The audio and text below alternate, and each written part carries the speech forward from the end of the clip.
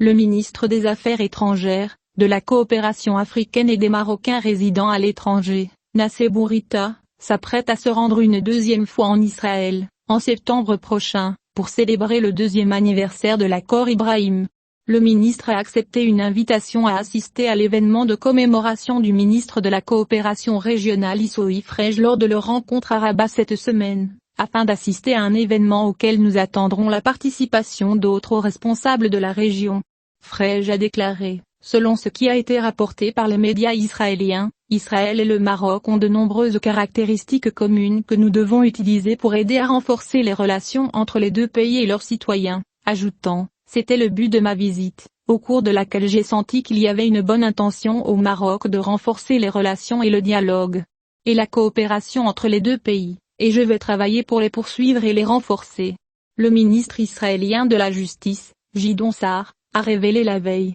les détails de sa rencontre, mercredi, avec le ministre des Affaires étrangères, de la coopération africaine et des Marocains de l'étranger, Nassé Bourita, à Rabat, et a indiqué que son homologue marocain l'avait assuré que Rabat avait pris sa décision d'élever sa représentation diplomatique en Israël, lors de sa prochaine visite en Israël en septembre. Les discussions sur la mise à niveau des missions diplomatiques avec Israël ont commencé par une déclaration du ministre israélien des Affaires étrangères, Yair Lapid, à la mi-juin, lorsqu'il a annoncé l'ouverture imminente de l'ambassade du Maroc en Israël, lors d'une prochaine visite à son homologue marocain. La société de radiodiffusion officielle israélienne a cité Lapid ayant déclaré, lors de sa rencontre avec des journalistes, qu'il s'attend à l'arrivée prochaine du ministre marocain des Affaires étrangères Nassé Bourita et de l'Émirati Abdullah Ben Zayed en Israël, et que les deux visites devraient avoir lieu d'ici un mois ou deux, et le ministre israélien a indiqué que son homologue marocain,